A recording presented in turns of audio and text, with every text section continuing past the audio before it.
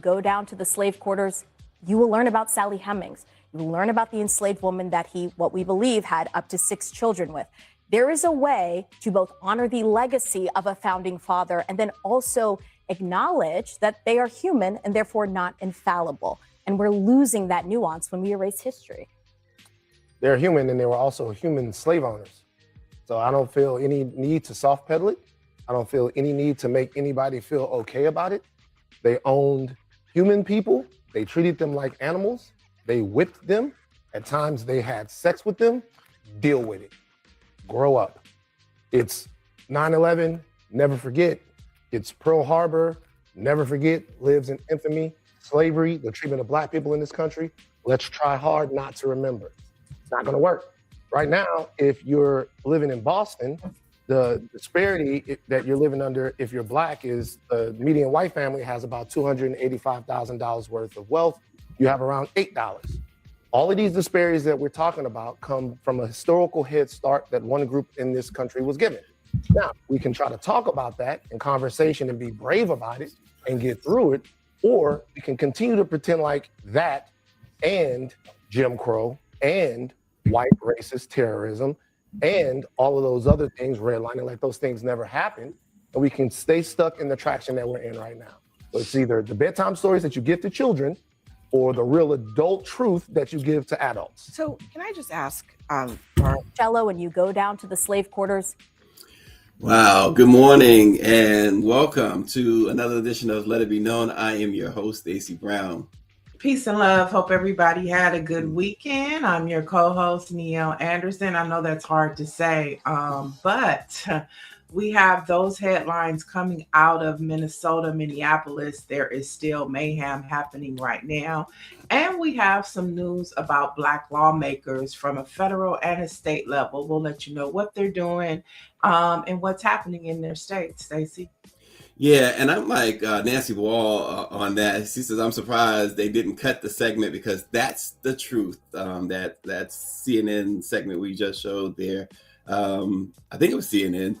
Yeah, but nonetheless, right, exactly. It seems like though they've been doing a lot of that, having this view and that view, but overall, we know CNN, like CBS, is under federal control for the most part. Yeah, I think what struck out to me is like the conversation of how Black people respond to history in America versus white history. I know it was 2 Black people, but we actually have 2 different lenses on how we see it, because they always want to be like, well, we've come so far, let it go. Mm-hmm. And we're like, well, that's why we say Black Lives Matter. You know, that's why we needed affirmative action. Then you turned it into DEI, and now we don't have neither one.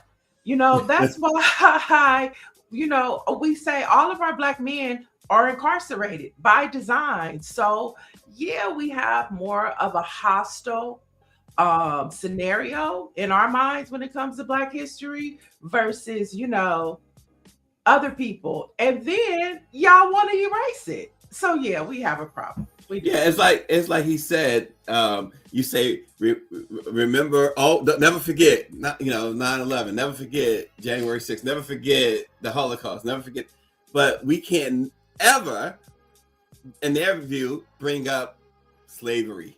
We can't ever, in their view, bring up Jim Crow, you know, and the devastation. You know, he said in that program, they had sex with some. That was putting it extremely mildly, because it wasn't sex. It was the R word. It was SA. It was, you know, I mean, and it was rampant. Yeah, just like now with ICE.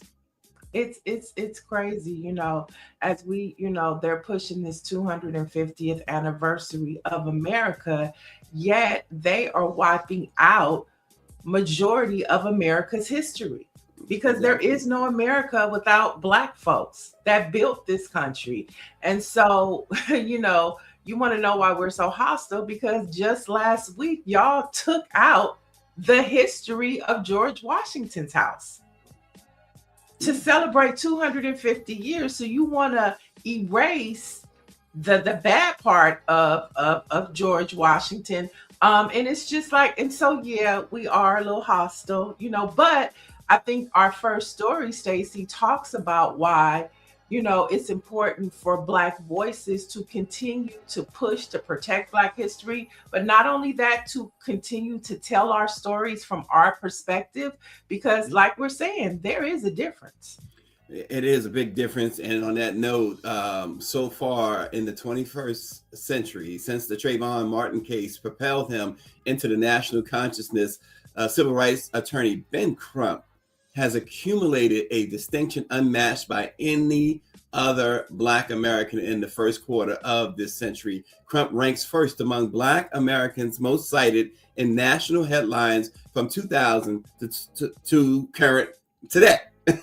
Former President Barack Obama ranks second, followed by Serena Williams, LeBron James, Vice President Kamala Harris, Simone Biles, Kanye West, Beyonce, Michelle Obama, and Oprah Winfrey. The list spans politics, business, sports, and entertainment, yet Crump's presence differs in kind. His name enters the news not through achievement tours or election cycles, but through courtrooms, jury verdicts, and public demands for justice. And I thought it was very ironic as we were putting this story together, Niele, and that when you go through this list and you got people like the former president, you got Beyonce and Oprah, they're in it for obvious reasons. If somebody would have told me top 10 newsmakers of the 21st century so far, I would not have immediately guessed number one would be Ben Crump. Right. Now, this list is from the National Newspapers Association, correct? National Newspaper and NPA. Yeah, NPA, Black Press, which is the organization that we represent. So that, just putting in perspective, that is the list where this is coming from. That throughout Black papers all across this country, Ben Crump's name ranks supreme, followed by Barack Obama. And so I think that's important to point out. But, I think based upon just within the Trayvon Martin, if you think about it, in 2013, when Trayvon Martin was murdered, that's when Ben Crump's name began to reign. Mm-hmm. And so when you think about all of the lives that have been lost to police sanctioned violence, it kind of makes sense, right? And then followed by Barack Obama, who was the first Black president of the United States, rightfully so. And since we're speaking of Barack Obama, I just want to note out that he made a statement, him and former First Lady Michelle Obama put out a statement yesterday about the killing of Alex Priddy. And he said the killing of Alex Priddy is a heartbreaking tragedy. It should also be a wake-up call to every American, regardless of party, that many of our core values as a nation are increasingly under attack. And since Barack Obama has left office, he hasn't been too vocal. He's just been focused on his center in Chicago, which opens in June. But, even you see him and his voice coming as the tides of this country are changing. And so I think I'm bringing that up because I think those two voices are important to Black America. It means something to Black America when they speak, and you pay attention because they're telling us something that we need to know, we need to be reminded on, or we need to act on. Yeah, it was interesting. I did notice the former president's statement. Bill Clinton also put out a statement, and folks are looking for George W. Bush's statement now. They're like, is he going to put out a statement? But to the point though, Barack has not been in office now since 2012, so more than a decade, and yet he still makes news when he does stuff like this. We know that he made news during the Harris campaign. There's still a presence for Barack and Michelle, a huge presence. She made a lot of news on her book tour. So they are in the news, here's the thing, not for anything negative is what the Obamas go in the headlines for. And same thing with your girl Beyonce, who's also on this list, who's obviously on this list, and who may eventually be the top person in the 21st century if she keeps going. But the importance entertainment wise, I would say, entertainment. Well, I'm just saying in yeah. general, this is the overall list, and she's right there, and it's not going to surprise me if she remains right there. But Ben Crump, the importance can't be understated when we see what continues to go on, civil rights under so much assault. They're trying to repeal all civil rights, and Ben Crump, he was dubbed Black America's Attorney General because of his relentless work in civil rights cases. And let's face it, all the big ones, like you think about Ferguson, Missouri, Michael Brown, right? That was the top story of that year, unfortunately, because of the death. Trayvon Martin, that was the top story of that year. George Floyd, Crump represented the family of George Floyd. That was the big story of 2020. So it's not, it's interesting. He's not going around looking for headlines, but he's going around trying to be that voice, that person that's needed when there is an attack on civil rights. Mm-hmm. Yeah, for sure. And so, thank goodness for those two voices that are still relevant as we talk about what's happening. And we can't believe our eyes as to what's happening in Minneapolis. You can go to Ben Crump's page right now, and he's talking about what's happening in Minneapolis, in Minnesota, and even its impact to other states. And like I say, you have Barack Obama speaking out. We have another man, Alex Pretty, who was killed Saturday in Minneapolis. And now, Stacey, medical workers in Minnesota who are responding to the needs of people impacted by ICE raids, they're ringing the alarm right now. Last week, at least 3 confirmed reports of ICE detainees being dumped in wooden areas with no clothes, no phone. And one of the men found in the park had a skull fracture. So, and I mean, this isn't unbelievable, because last week we just talked about a Somalian young man that was detained. We heard it come out of his own mouth, with the police sheriff to the left and the mayor to the right. So not only are they killing, U.S. citizens, detaining undocumented immigrants, they're beating them up and dropping them in the woods and with no phone, no nothing, and figure it out. Figure it out. That's insane. Yeah. The list continues to grow. Someone put out a list of how many people ICE has killed, but what they also put the little asterisk there is that who's unaccounted for is all of those folks at Alligator Alcatraz, all of those folks who, as you said, they pick them up and they disappear them. And we're talking even small babies. This is way out of control now. You got athletes finally starting to speak up. Karl-Anthony Towns of the New York Knicks put out a lengthy statement condemning all of this stuff that's going on in Minnesota. And more and more. The coach of the Warriors spoke out. Steve Kerr, and I gotta say, Steve Kerr, the coach of the Warriors, and the coach of the former coach of the San Antonio Spurs. Is he not still the coach? Can't think of his name. Why can't think of his name? But they have been outspoken since 2016 against what they see in this administration. But they have really not held back on what they've been seeing of late. And these are 2 white men, right?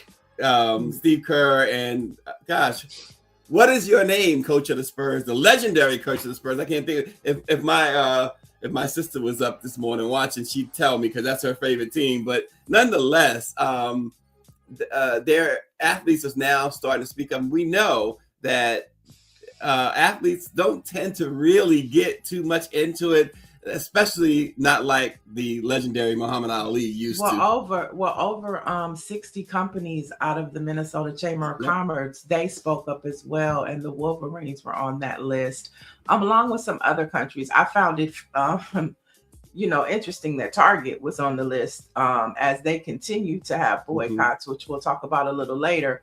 But I there think it is. that, I'm sorry. I got to say it. Nancy Wall said it. Greg Popovich. Thank you. I got to There say you it, go. DL. Got to say it. For sure you do. For sure. So I think, what people saw and woke up to on Saturday morning, it's just still unbelievable. And it gets worse. Like this time you watch them execute a man multiple times for no reason, and it's just like, who are these people? And clearly, and this is just me, this is my assessment. This isn't, what the reports are saying. This is where we're news and opinions. So this is my opinion. I believe that the Klan has infiltrated ICE and they're woven into with uneducated people who just wanted the 50K. And it's just a mixture of unqualified, untrained men, and the Klan, the Proud Boys, the alt-right, and everybody else is in there. And it's all by design. It's all by design, because I don't believe that all of those ICE agents know the plan of the Klan. That's what makes it so brilliant on their behalf, because they can do that and hide behind the mask and the banner of the federal government. And I think what Tim Walsh said yesterday, it was very stern, but it was also polite.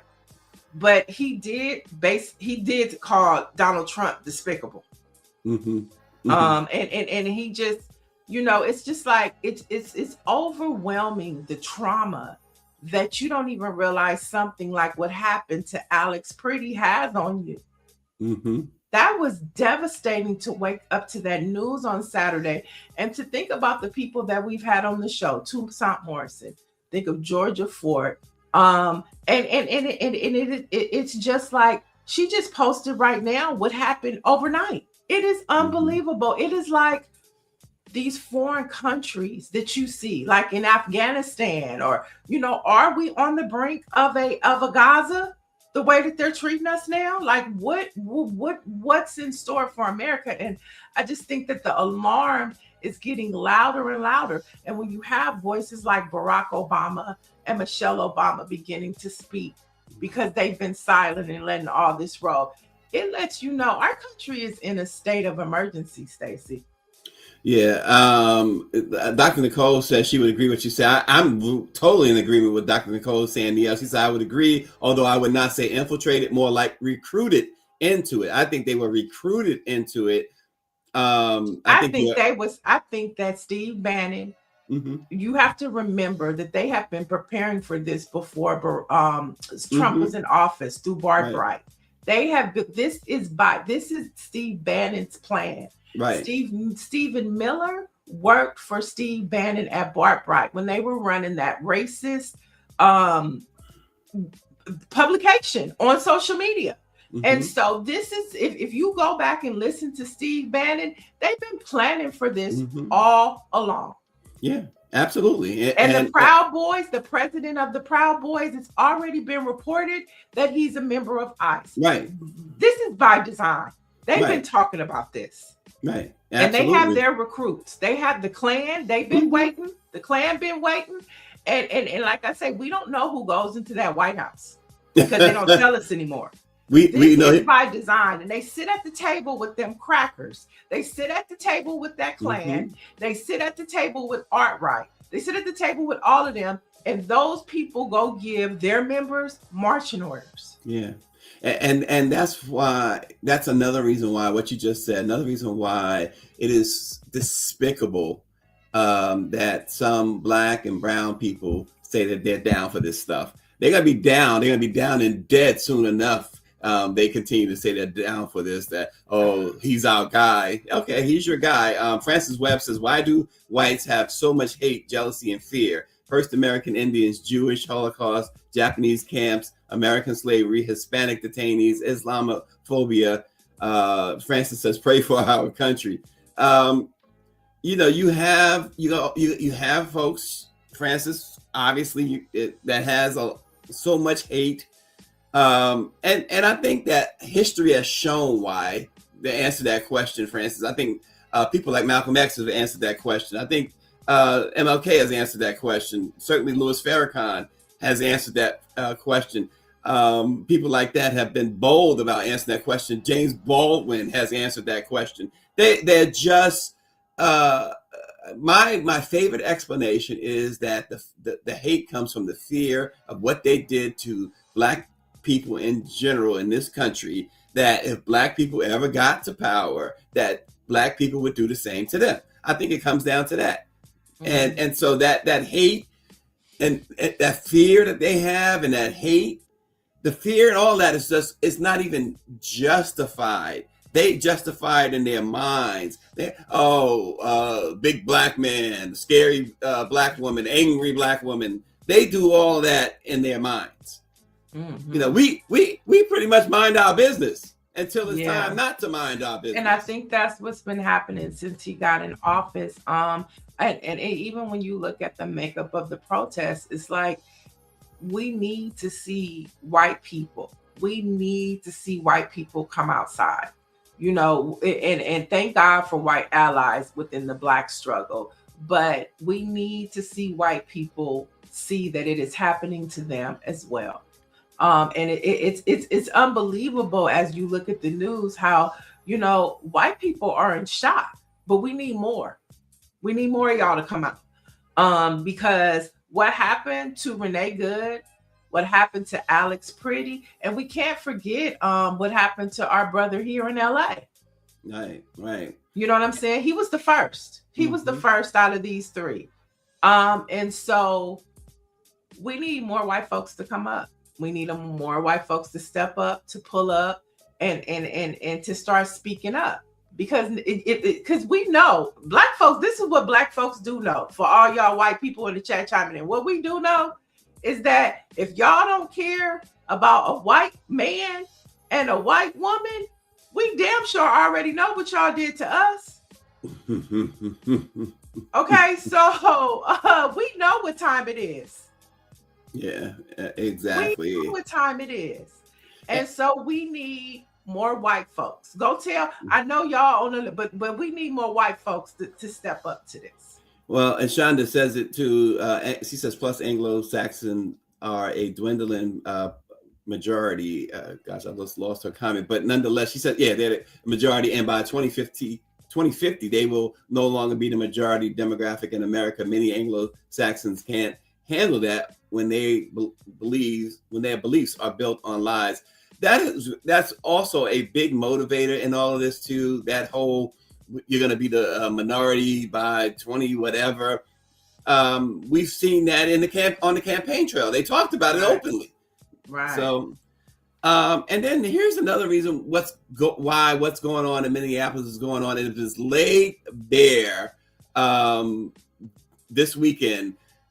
It's about control, folks. Staying in power. Trump, with his $400 million ballroom at the White House, has absolutely zero plans to leave. And this is just more concrete proof. The proof being that Pam Bondi said ICE will leave Minnesota if the state turns over its election data and voter rolls. And then you listen to Ted Cruz going ham on a recorded conversation trashing the administration and telling Trump and J.D. Vance that they will be impeached if Democrats win the House and Senate, and they will be put in jail. So the stakes are even higher. So so that intertwines, Neil. They want to take the voter rolls, the elections data and everything, so that they can control the election. Because Ted Cruz is telling them, and I'm sure he's not the only one telling them, he just happened to be, because he's the biggest blunder of them all, to be caught on tape telling them this is what's going to happen if they don't steal the election. Yeah. Well, let's talk about the makeup of Minnesota. And Simone Sanders was talking about this last night. But Minnesota is led by a Democratic governor, the Attorney General, the Secretary of State. When you look at the Capitol and the state legislators, Democrats lead by one, right?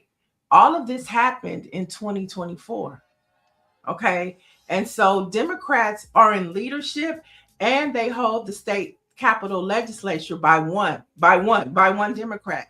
And so Mhm. this, to your point, it's all about power. This state right here will be a powerful state for them to take control over because it's all led by Democrat. And looking at the way that they're doing this state and these twin cities right now, they're probably going to lose more seats at the state legislation. And so we know Kathy Hochul has entered the governor's race. She's filed her papers. And so they're probably looking for some. But this, to your point, it's all about power because this state is made up and led by Democrats. Yeah, exactly. And this is why they're one reason they're targeting Democrat led cities. And you know, folks, this is not about Democrat and Republican for us. It's for you guys who typing that stuff. It's not about it for us. This is about humanity. Republican lawmakers.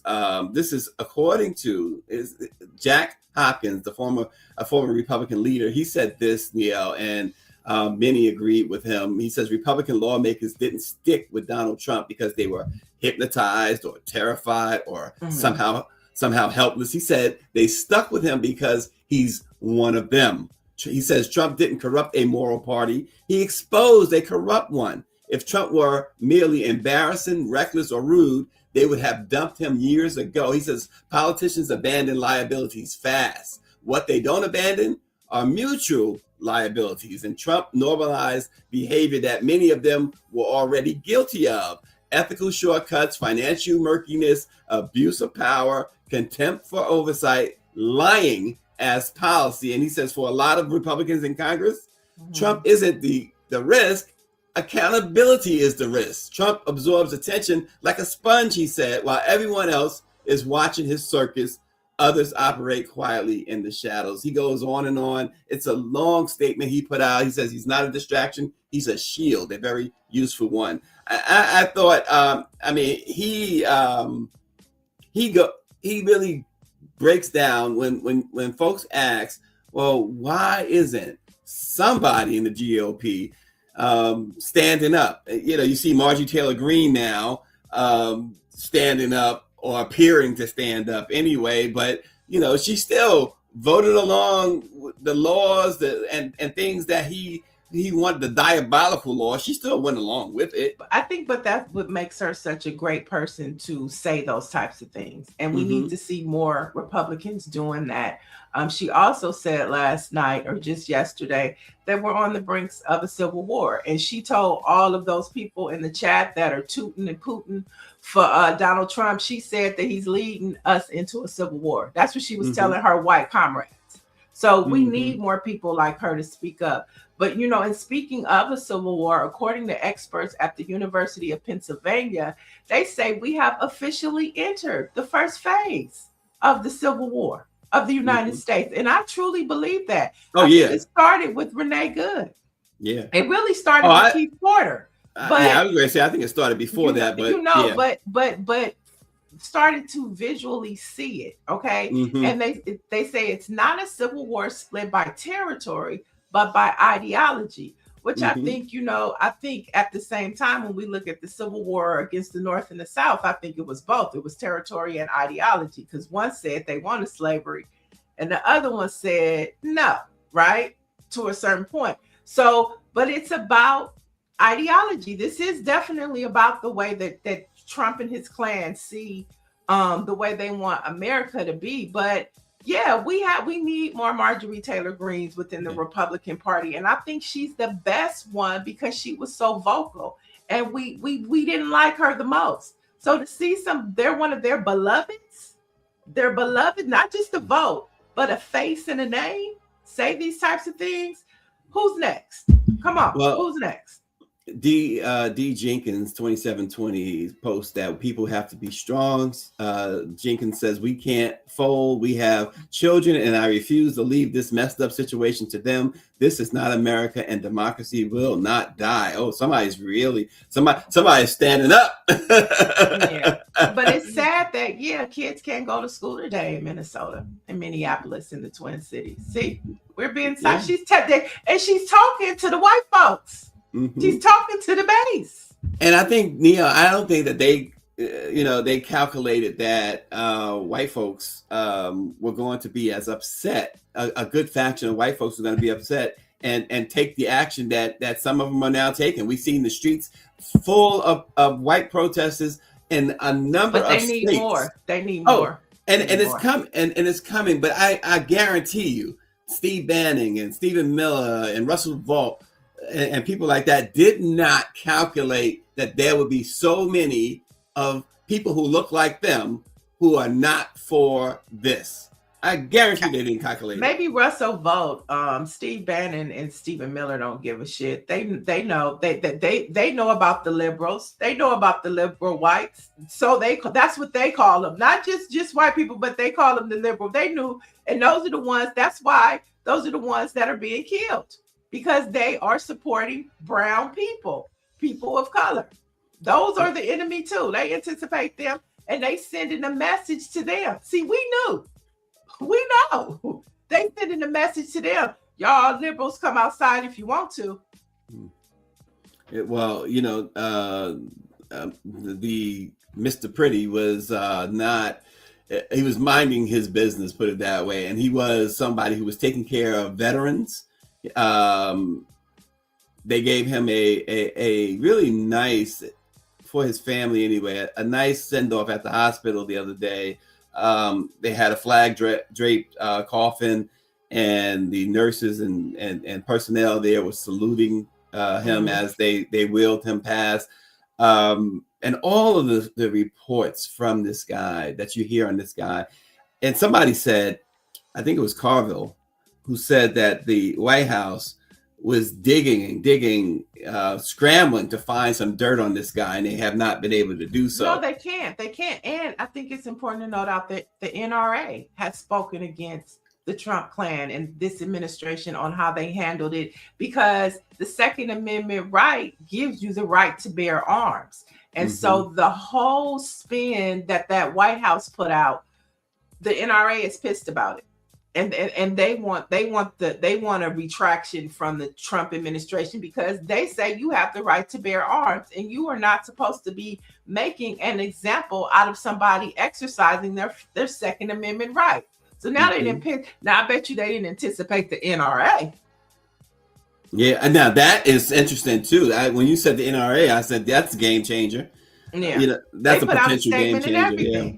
Oh yeah, because if they start to go the other way, then this situation for them is in trouble. For folks who support this nonsense, it's so I still can't wrap my head around so many evil people who sit on the sidelines and say, yeah, this is good. We don't need illegals or whatever. Illegal people should be dealt with the way past presidents, past administrations dealt with. Humanely. Okay, if they're here illegal and you have cause to deport. But the reason why the term undocumented, it's not even illegal, it's undocumented. Undocumented. And the reason why you use the term undocumented is because they're able to get a driver's license. They're able to get a social security card. They're able to work and get a paycheck and have a bank account. So they're able to function in the United States, which is a government thing, because the state and the governments are allowing this to happen. So they're here. They're here. That's why they're not illegal. They're undocumented. Undocumented. Because they're able to get things. They can get SNAP. That's a government, and that is a state thing. So they're undocumented. They're not illegal. They're here. They're here. They just don't have their paperwork. You have someone write this, which is shamefully true. There are some people who will let Donald Trump SA their mothers and they still vote for him. They still push. And that's, hey, that's unfortunate that this is not, again, Trump is the face of the circus. But it's really sad. It's sad to see folks being so inhumane. Just there's humane ways that this could have been done, and I think a lot of folks would not have had a problem with Donald Trump's administration doing undocumented or if you want to go to the illegal side in a just way. In a just way, you could do that. If these people are a problem, Obama did it. Obama did right. it. Obama did in a humane way. He deported more people than any president. Right. Okay, so there is a way for it to be done, but Donald Trump is living up to his daddy, and then you have these privatized prisons that are really profiting tremendously off of what's happening, and they're saying that this is the biggest cash day they've ever had, and so they're leaning into this and they're funding it. And so it's inhumane, but it's the white boy's way. And before you say it, Greer, I got to point out, D. Jenkins said it best, and I saw these statistics too, and I want you to chime in, Greer, because it's not even about undocumented or illegal. 73% of the detainees by ICE are American. 73%. Go ahead, Greer. I'm sorry. Well, I really was just going to say that I think that part of the problem for all of us, right, is that we're still trying to have a normal conversation about what's going on, and by talking about undocumented, aliens or whatever, undocumented people, and act as if that this is the real issue. Right. Oh, that's the distraction, right? It just is. And the distraction from, being able to establish martial law, in this country, and the distraction from just the straight up lawlessness that's happening from top to bottom in our government. Right. And so I feel as if that this conversation around us saying, yeah, they could do it, but no, that's really not the goal here. We said at the top of the show, their goal is to gain control. Everything that we hear about, from TikTok to whatever, anything that they're getting involved in, it's about maintaining people's data, right? And they're distracting us with conversations about whether or not someone is here legally or illegally. Everybody is here illegally. Break it down. You know what I mean? It's just an absurd conversation. And I think that, we're still wanting to try to talk about this government and the things that they're doing in a normal way. And it just isn't. We are at war. It has happened. And I'm not suggesting that I have the answers on how to get out of it. I think that people from the most basic level, when their backs up against the wall, they fight. And when you're in a fight, people die. And not to put people in, try to pinhole people. But the reality is, when I think about history, right, the history of white men, their goal is always to control everything, right? To control, to dominate, to be the only one, to be superior, to say who has the right to live and who doesn't have the right to live, and to create stories around, why someone doesn't have the right to live. And then the rest of us go back and repeat it. And that's what I'm saying about this whole conversation around, documented, undocumented. They don't give a damn. They don't care about breaking the law. But it does matter to those that they're calling those names to. It's just like the N-word. It's it matters. Absolutely, it does. So that's what I'm saying. It does.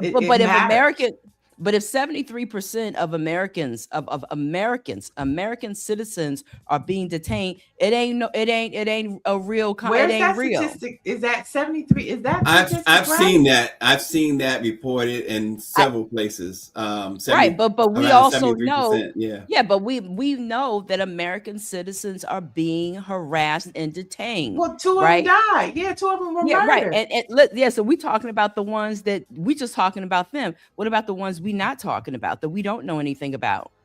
Right? I mean, that's not to say that there isn't there isn't this quest to pick up people that have been identified as undocumented, but it doesn't matter. It's it's about creating fear in this country, and the more fear that we see, I'm thinking the same thing. Like, I don't even want to, I don't want to even say certain things around anybody, black, white, whoever it is, because you don't, it's a dangerous time to even speak. So I just think that, like, there's a control thing that's happening here, and the undocumented conversation is totally some BS. And but I disagree with that, because it depends on who you talk to, because that means something to people who are here in this country, whether they're from Caribbean, African, or Mexican descent. I think that's not what I'm saying. I understand that there are people from those places. What I'm trying to say is that it's a distraction. It's a fake conversation, is what I'm simply saying. It's not, because it's like saying, but Greer, what I'm saying is, I think that words matter. And when you don't want to be called the N-word with an ER, so don't call me an illegal alien. No, I'm not. Okay. No, I'm not talking about what you call anyone. Okay. What I'm saying is that when we have these conversations, like, we'll say, we might say right now, after everything that we've seen, that listen, we have a problem with undocumented, undocumented immigrants people in this country. Right. And what I'm trying to say is that middle ground is what they're counting on. But the reality is, based on what we're seeing and what's happening, it doesn't matter. It's just okay. Well, I'm saying it's relative. I think we disagree. We could just agree to disagree, because I think it's relative. I think it's all relative as to how they're framing people in America. I think it's relative to the fact of how they are trying to frame this whole situation. So I think it's relative. You don't. So it's fine. I'm speaking about framing. Right. And I'm saying that the way that this framing, how things are being framed, is being used against us, because psychologically, if you're already on this thing of you don't want someone who's undocumented to get a job or to have access to health care, right? Then we're sitting here talking about that as these people and American citizens are being murdered in the street, when that's not really the people who are doing this murdering. That's not really the thing that's driving them. This is what they want to do, but they're using this language to get us, talking about, stir it up. That's all I'm saying. I'm not. So it's just the framing. I don't disagree with what you're saying, that when it matters to them and who you being called, like, but listen. I when I remember my daughter came home. I always say this, tell the story. The first time she was ever called the N-word. Okay. I let her cry. Right. Because after she finished crying, I said, your father's been called it. You know that. I've been called it. Your grandmama's been called that. It's the low hanging fruit. Don't let him take you off your square. And I've told my children that, over and over again. And so what I'm saying is that language, and then the things and because of how they frame things, has got us confused when everybody's a target. That's all. Yeah, everybody's a target. Exactly. Yeah, everybody's a target. And part of the point too, I think Greer is making too, is that in some ways it's a distraction from what they're really trying to accomplish. And part of that is what they already have accomplished. When you look at the World Bank and of course the Federal Reserve here, the question becomes, where's the money at, right? A former World Bank president sounded the alarm over the weekend. He revealed that the Federal Reserve has lost over $1 trillion and counting, turning it into nothing more than a massive hedge fund for the rich and powerful. He claims that the Fed is borrowing money from banks at a 5.4% interest rate, then pouring it into government bonds, creating the illusion that the government's financial situation is better than it actually is. And he warned that this scheme isn't just limited to the United States. It's happening across central banks worldwide. Remember, Donald Trump wants to fire Lisa Cook and Jerome Powell, as he and his family continue to rake in billions of dollars, and they want your money to act as Trump and his cronies' private slush fund. So there is another one of the many reasons why they run in all of these distractions. According to this former World Bank official, they're stealing in front of your face. Right, they're breaking you. And your money in the bank is not, he's telling you, it's not that safe, folks. Mm-hmm.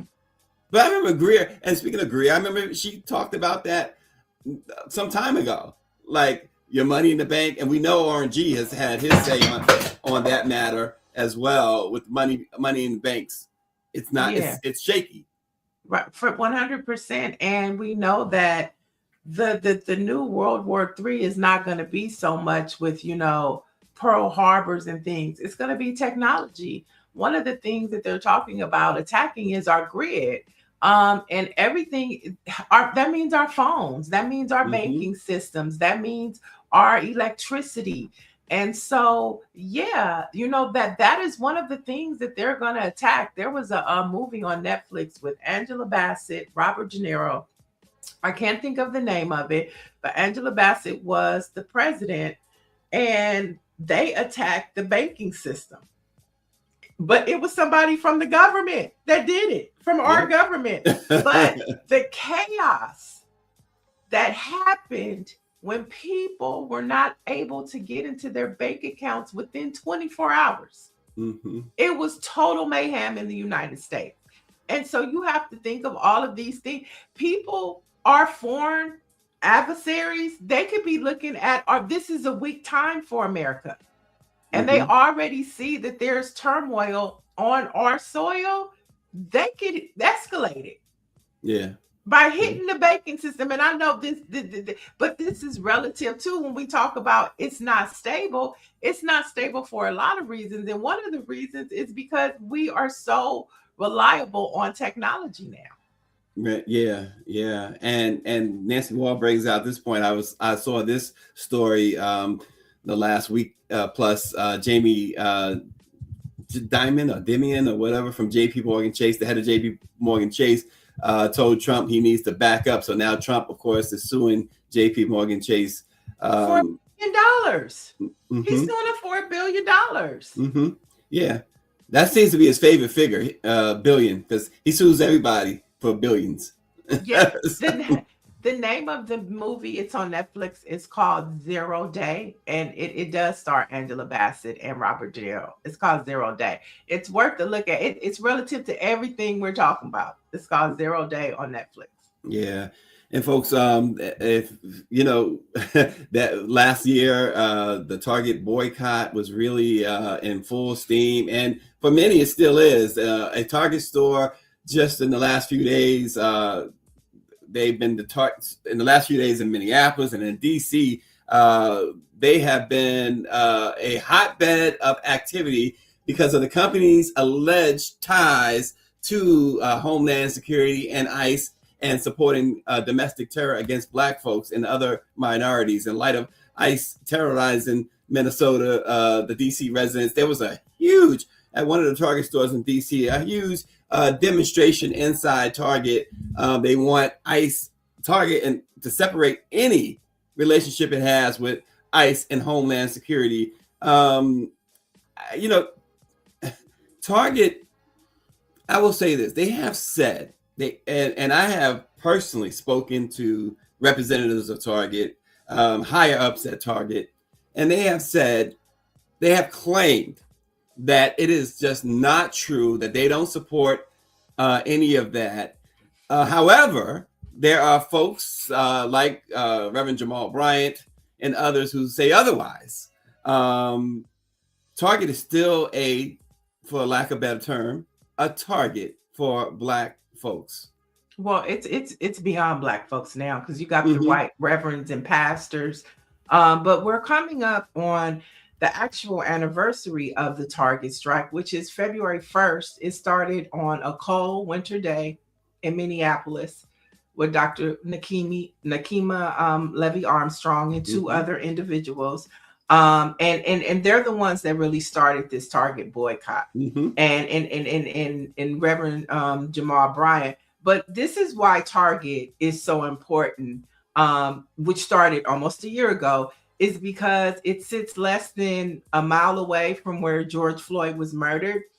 And there is record that Nakima Levy Armstrong, she shared with us just about a Mhm. year ago Mhm. about how Target funds the city attorney's office, and they work with the police department. And so that's why Target was originally targeted for this boycott, okay? Mhm. Because of those reasons.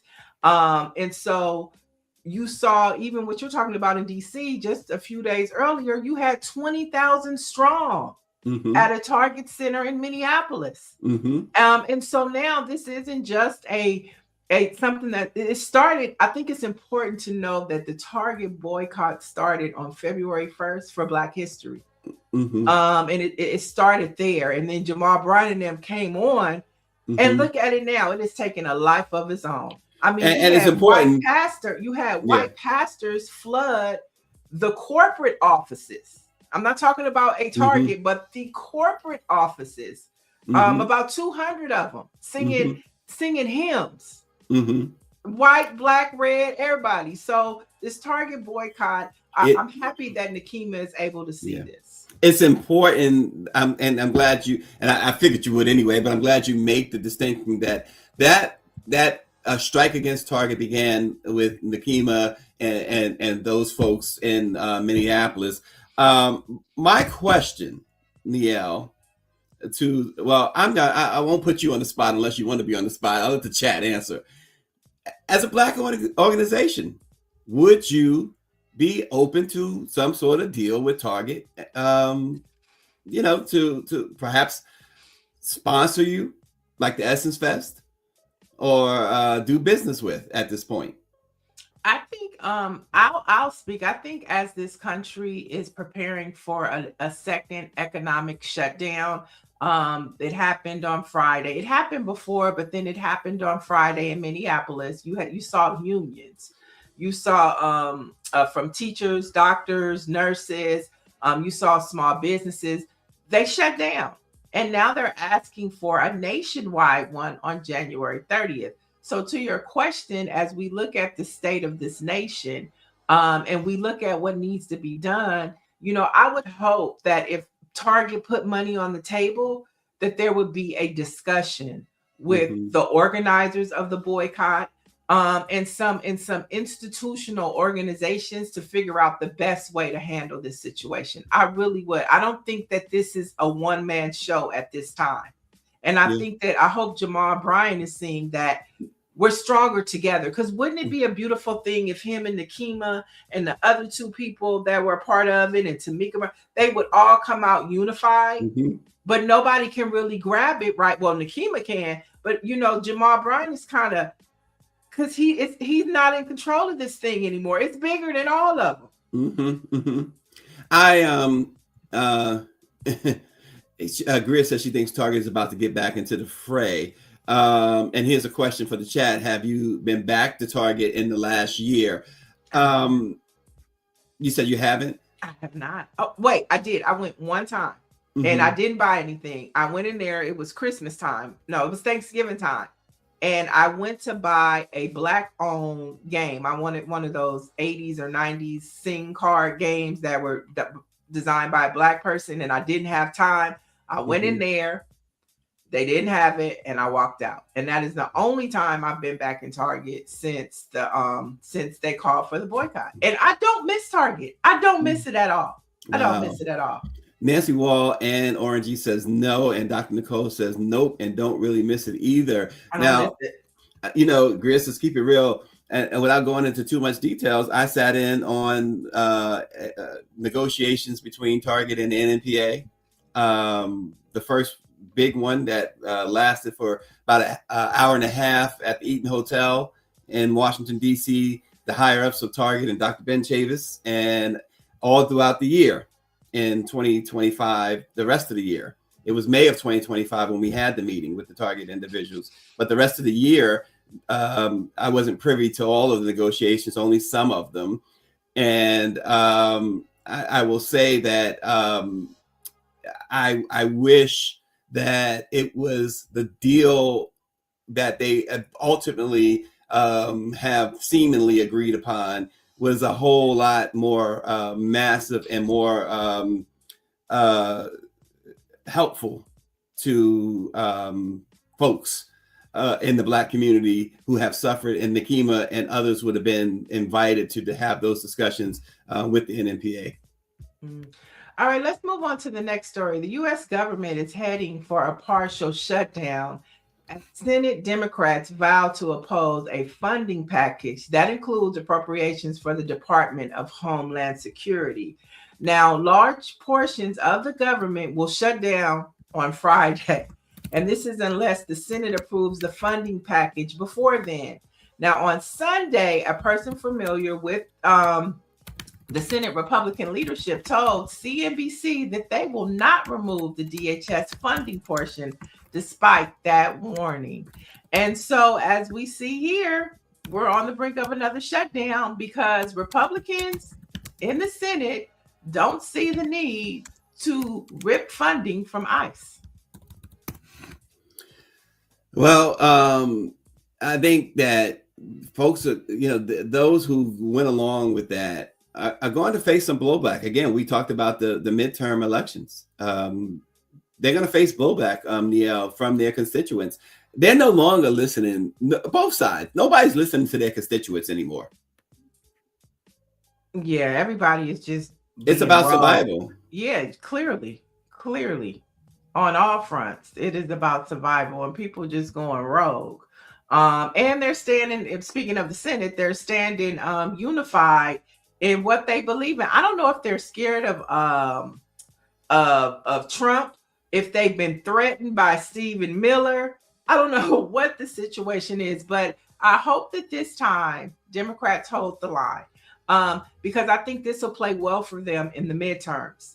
Because if all they do is show the faces of Keith Porter, Renee Good, and Alex Pretty, and say we will not allow another U.S. citizen or undocumented immigrant to be murdered, to be tortured at the hands of ICE. No money.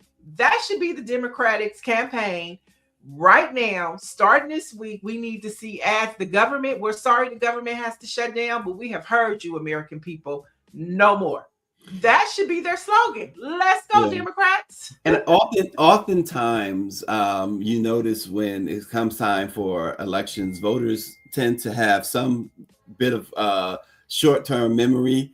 And I say that to say that something like this, you can't depend on that it'll carry for the next 8 months, but this is so severe that it certainly will carry. It seems like it will carry, and it's not going to stop though. That's the thing too. There's no sign that this is going to stop, and so to be so afraid of this administration. I'm talking about the Democrat and Republican senators, Democrat and Republican Congresspeople on the Hill is ridiculous because, again, it shows that you are not concerned with your constituents. Stand up for your constituents. That's what they say you're supposed to do.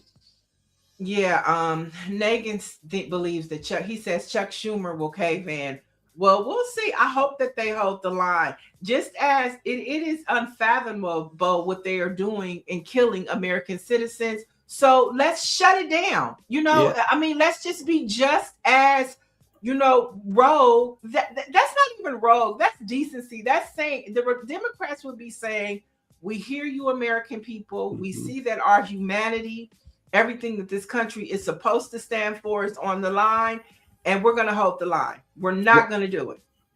Dr. Nicole brings up a great point. She says, I think she's talking about the Republicans that I'm talking about with the constituents, and the Democrats too, for that matter. She said, I think it's about the stuff that they've been doing in the dark, because how could they possibly care about survival by alienating their voter base? I think she's right. There's so much that they've done and are doing in the dark that they never want to come out. And so they give people like Trump ammunition.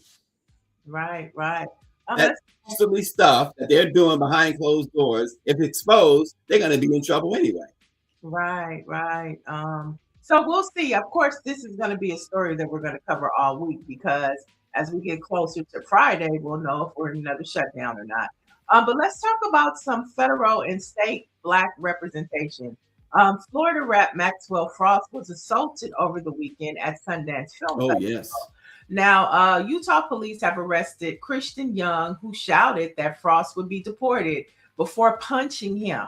Now, Frost tweeted the incident, and House Leader Hakeem Jeffries condemned it, saying hate and political violence has no place in our country. So, 3 murders, and now elected officials are getting punched. Isn't it something else? This is not, come on. This is not the America you knew even a year and a half ago, 11, 12, 13 months ago. Certainly not the America you knew, 10 years ago, 15 years ago. This is really wild stuff. Right. Let's head to Florida, which is the state that Maxwell Frost represents. Florida Democratic State Rep Angie Nixon, who we've had on the show, announces she's going to challenge GOP U.S. Senator Ashley Moody. Now, Nixon was elected to the Florida House of Representatives in 2020. She's been outspoken against the governor's redistricting plan, and she sued the state after being denied access to South Florida Detention Center known as Alligator Alcatraz. Now, she also has introduced legislation that would require ICE and other law enforcement agents to unmask and identify themselves on the job. And she's running on affordable housing and, economic platform as to making, America affordable for Americans. And so this, you see Black leadership shifting seats and going after different seats. So we'll continue to follow her and hopefully get her on the show. Let's head to Tennessee, where State Rep Justin J. Pearson is seeking re-election to his District 86 seat in Tennessee. Now that's his capital seat, his state seat, as he challenges U.S. Rep Stephen Cohen in the August primary for the House of Representatives. So he's like, I'm going to run for my seat just in case I lose this House seat, but I'm going to take the lead. So I thought that was pretty interesting, Stacey. Yeah, I think it is pretty interesting. Yeah. Hey, these guys, so he and his colleague, Justin Jones, exactly, have been really fighting for, it's been a decade now? Seems like it's been a decade, fighting against the injustice there. And for a while, it was just them, and of course, Gloria, what's the last name? The other state rep, the white woman who has been a strong ally.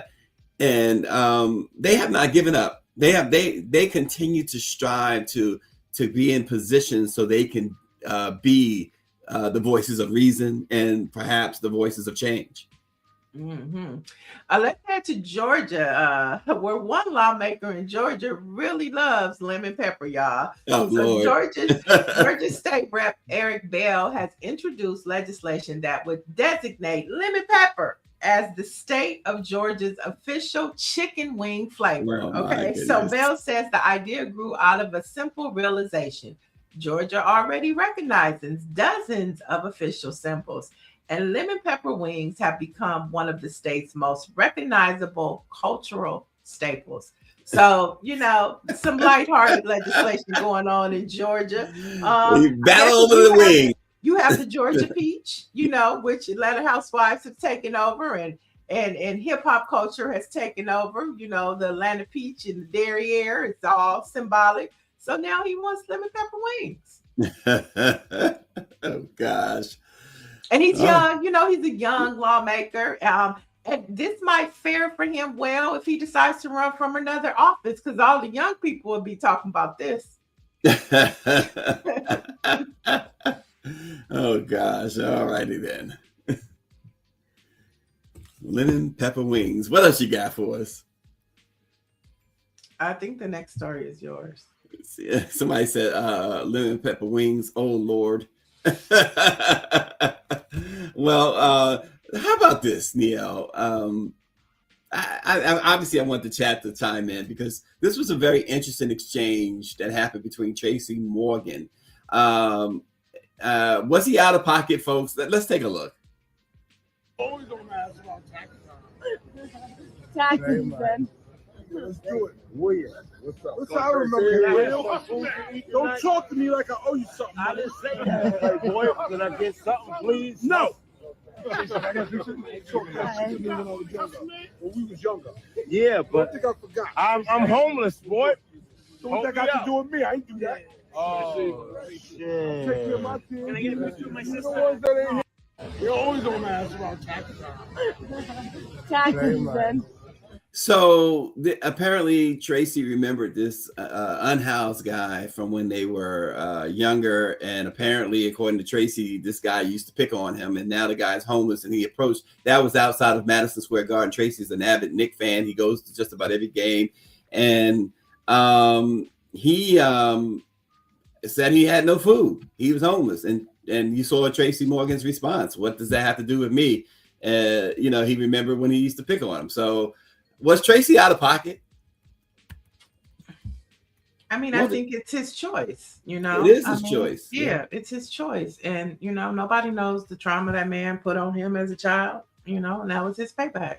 That's how I feel about it. Wow, that's, you know, I don't know how further back in the past they go, but he said when he was young, the guy used to pick on him. That's a long time to hold a grudge, Tracy. But like you said, I have no idea what happened. It's not explained there. It's not enough time to explain it there.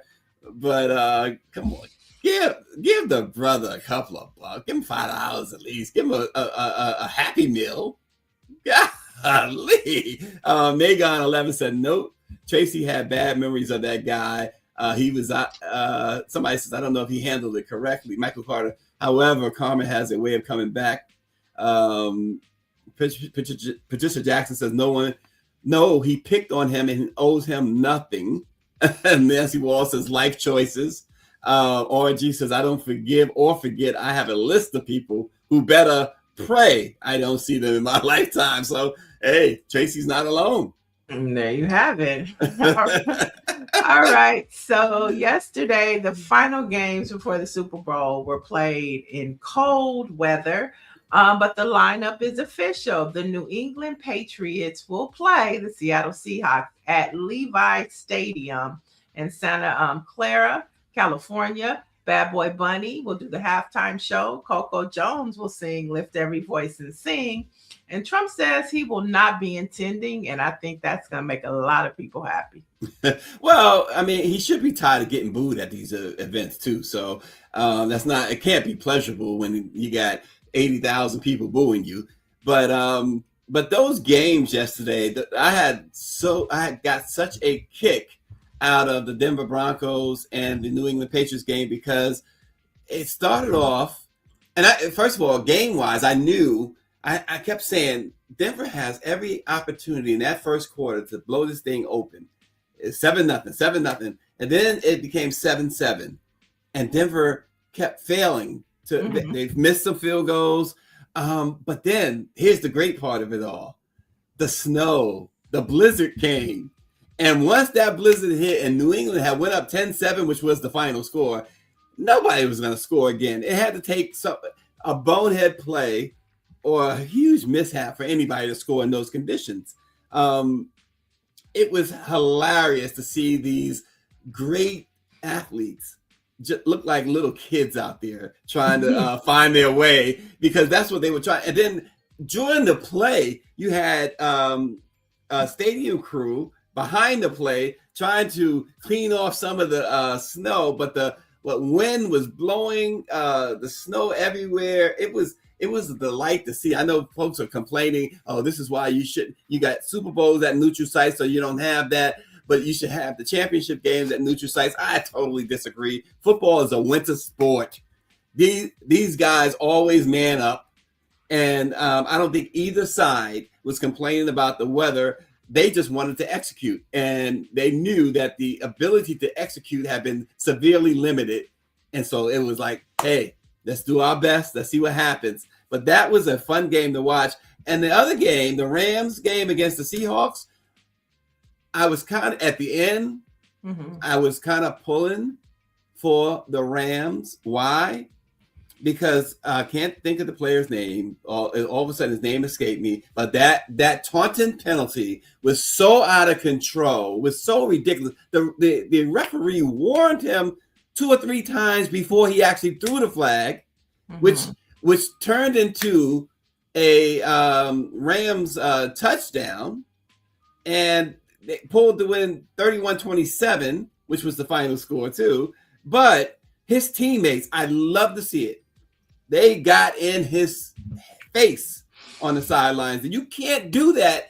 You're a professional football player. You're at the highest level here in the championship game, and you pull a stunt that nearly cost your team a trip to the Super Bowl. It would have been unforgivable. It was a great weekend for the NFL.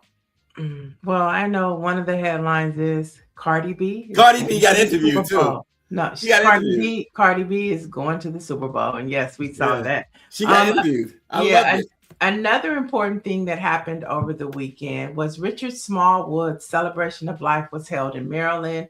Governor Wes Moore, Greer, do we have that queued up? Can we get that queued up? I put it in the chat. I put it in the email. You're my laughter. That shelters all my fears. When I'm alone, your hand is there to hold. Jesus, you're the center of my joy. All that's good and perfect comes from you. You're the heart of my salvation, hope for all that's true. Jesus, you're the center of my joy.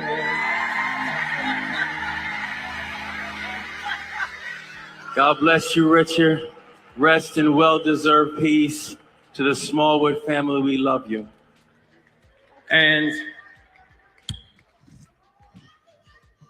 I love you back. To the entire family, on behalf of we can rely on. So that was, of course, Governor Wes Moore, who attended Richard Smallwood's funeral. And his celebration of life was beautiful. I mean, there were clips going around all social media. Felicia Rashad had beautiful words and lessons about Sir Richard at their time when they were at Howard University together, and a historic moment that happened. If you want to watch that, you can go to my Instagram page. That Felicia Rashad tribute is there. And Marette Brown, very popular gospel singer. She led Angels, which was a popular song by Richard Smallwood. And of course, Donald Lawrence led the choirs. I mean, it was such a fitting tribute for someone that contributed so much to the gospel music experience. When you think about contemporary gospel, when you think about choirs, when you think about harmony, when you think about alto, soprano, tenor, bass, he was the one that would execute it, and that people like Donald Lawrence and Hezekiah Walker lived up to. So to see him honored in such a way and see so many tributes over the weekend pour in for Sir Richard Smallwood, as Felicia Rashad said, it was just a beautiful thing. All right. Yeah. So that was what happened in Black Church this weekend. It was all about Richard Smallwood. Okay. Well, Westmore pulling a Barack Obama, huh? Barack famously saying Al Green's "Let's Stay Together," right? So I thought it was a gospel. Okay. No, it was Al Green. Barack saying, no, he also sang a gospel song too. You're right. It on another wherever he was. It was at another funeral. It was Amazing Grace. It was Amazing Grace. It was Amazing Grace. Yeah. And I thought that the same thing came to mind. I was like, oh yeah. No. But if you a churchgoer, politicians come all the time to church and do that. It's just that Obama gave us an insight of things that happen when politicians come. It's always bizarre. Politicians in church. It's just a bizarre thought. That's all for me. Bizarre for who? Oh, for you. Okay. Yeah. Church and state thing. I don't know. When Obama did that, I think the thing that some people probably were surprised that he knew the words. Yeah, I think so too. I think so. I don't think a lot of people, because Barack Obama came from Jeremiah Wright's church. No, I'm not talking about everybody else. Are you talking about the white folks? Oh, okay, I'm saying. Well, I was just talking. Right, I would say the larger culture, because it's like, people forget. I think just like with Michael Jackson, people forgot that, because when someone's star is so big and they're Black and they're mainstream, they forget that they are Black, right? And that they are part of culture, right? So when people were hearing him, I mean, of course, the people in the church, they enjoyed it, and yes, they used to having politicians come into to that space. But I think that people were forgetting that this man is a Black man. He sang Amazing Grace. Yeah, he knew the words and he had the tone and the whole bit. I think that people forgot. Yeah, I think she's right. I think that when we see these folks reach a certain status, there's a portion of the world who forgets. Let's not forget Amazing Grace. Amazing Grace was written by a white man who went to Africa and brought slaves to the United States and to Europe. And so that song, Amazing Grace, if you didn't know, I can't remember his name, but there's a movie about him. And that, if you think Amazing Grace, how sweet that sounds, that saved a wretch like me. And he's talking about it from being a slave catcher in Africa's perspective. So when you go back and listen to those lyrics, understand that's coming from a white man who used to go to Africa and bring slaves over to the United States and to Europe. And those lyrics will ring a little different and be like, oh, that's what he meant. Yeah, listen, half of the population in this country don't even know why the Civil War was started. So, there's that part, right? She ain't lying. No, Thomas Dorsey didn't write Amazing Grace. Thomas Dorsey is the great conductor of Precious Lord, Take My Hand. And we've come this far.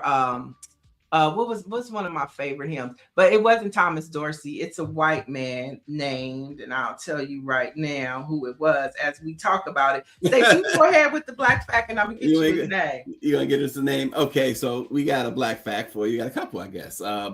On this date, folks, back in 1863, the U.S. War Department, as it was called then, and now it's called it again, authorized the governor of Massachusetts to recruit Black troops to the Union Army. Since the early days of the Civil War, African Americans had joined the Union's military in unofficial capacities, but a 1792 federal law had prohibited them from formally enlisting. But that changed in 1863 as the National Underground Railroad Freedom Center notes. Frederick Douglass and other prominent African Americans petitioned Congress and President Lincoln to allow African American men to enlist in the military. So some serious black facts from 1863.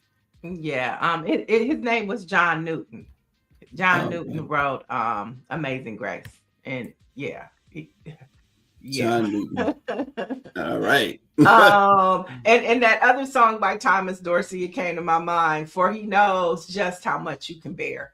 Yeah, Thomas Dorsey is the Black conductor. Mahalia Jackson worked with him. Great conductor for gospel music. But on this day, I had to change Greer my Black history fact. It was about today, the Apollo Open, but I have to take it to 6 years ago today. We lost Kobe Bryant, Gigi Bryant, and a plane full of other names that died on a cold, foggy day in Los Angeles. It'll never be forgotten. This day, it was like when Nipsey Hussle died. It's like a moment in time. It was a Sunday. It was a moment in time you'll never forget. So, of course, we'll be celebrating here in LA the life and legacy of Kobe Bryant and the Mamba Way. Yeah, I remember just getting off a plane. We were coming from one of the NMPA's conferences, and I got a call that Kobe, I thought I was hearing it wrong, that there was this plane crash or whatever. I was at the Philadelphia airport, in fact, and it was like, huh? Okay, let me check it out once I get settled. And it was like, no, this is what did you say? He said Kobe Bryant. I said, wow. I couldn't believe it. I was stunned, and you had to go and write that story, but it was very, very, it was a sad day, and knowing, like you said, his daughter was on that helicopter, as well as another family was on that helicopter as well. And then the aftermath, where Vanessa Bryant had to file suit against officials in LA, the sheriff's department. To have to go through that, and then to be let down in that way by law enforcement, it's horrible. It's absolutely horrible. Yeah, it was a very sad time in LA. I mean, it was just it's gut-wrenching. I was able to attend the funeral and cover it for the LA Sentinel, and it was just a lot of people didn't really understand the Kobe Bryant phenomenon, like myself included. Being from LA, you kind of take it for granted, but just how much he contributed, not just to basketball, but to the culture. And just, what he was beginning to do for females in basketball. All of the hype and all the excitement that I have and that we have, he started that motion. And then you just think about Gigi wanting to go to UConn, and thinking about Paige Beckers coming out of there. You got Ozzy, and she would just be in the mix of all that right now. It's just tragic to lose somebody like that, that did so much. Just last week, the Lakers were celebrating, was the game where he did 81 points. That was just last week. And so just to remember him. So this week for LA, it's going to be very impactful. Everything leading up to the funeral. I mean, it's just going to be all over the place right now about Kobe Bryant, and rightfully so. Yeah. That's what I was talking about. Orange G, he says he'll never forget the Neanderthals that took the pictures of the bodies and shared them around like trading cards. That was just awful. How could that thought pop into your head in that particular moment? My gosh. Mamba mentality forever. Mamba. Yeah. And the debate goes on. As Kobe is always mentioned among Jordan and LeBron, when folks talk about the greatest, I think the greatest got his tribute. To me, the greatest got his tribute the other day in Philadelphia again. They did a montage of Dr. J, incredible stuff. And he was at a game between the Sixers and the Rockets and got, of course, the customary standing ovation. I think Dr. J was simply the greatest. Yeah, Jalen Rose was also celebrated in Chicago last week as they retired his jersey. But I don't think that there has ever been a basketball player to have two jerseys. retired. And Kobe did that. Yep, I was going to say. Yep, Kobe did that. That's what I'm saying. That nobody has had 2 jerseys retired. 8 and 24. Yeah, yes, same team though. So I'm not gonna go too much into putting a whole lot into that. Same team. If he went to another team and got his jersey retired over there too, not to take anything away from Kobe, we know how great he was. The 81 points, man, I remember the 81 points. It was like, and folks will say, "Oh, you're chasing these points." He was not. It was one of those things where he was, when they say locked in. Oh my gosh. If you go back and look at that game, this guy was locked in from the moment he took warm-ups. He was locked in. He was unstoppable. And I had not even seen, and I'm not saying he's better than Michael Jordan. I wouldn't say Jordan is better than him, but I had never seen anybody, including Michael Jordan, locked in the way he was that night. And who did they play that night? Was it Denver? I'm not sure. Yeah, I believe it was Denver. Yeah, D. Jenkins, he was absolutely locked in. And, you understood that night. If you didn't before, you understood the whole Mamba thing. Because, this guy was deadly all night and never let up. You get guys who go on a scoring bench, they get a little tired, they sit. And Kobe was just from end to end. And he played defense, too. He played defense as well. So it wasn't like he was just looking to score. He played both ends. So, man, that was one of the greatest performances I'd ever seen. Yeah, Shaq told him there's no I in team, but Kobe told him, but there's an I in win, mother. Oh. That's what he told him, but there's an I in win. And on that note, stay locked in. That was a word you used in some of our Let It Be Known commentators in the chat. Locked in. So we encourage you to stay locked in to Black Press USA. We're also following Georgia Ford, Tucson Morrison, and tracking boots on the ground information coming out of Minneapolis. So all you have to do is follow all of our social handles at Black Press USA. Also follow Let It Be Known because we're one family. So that's blackpressusa.com. And we'll see you tomorrow. Have a good one.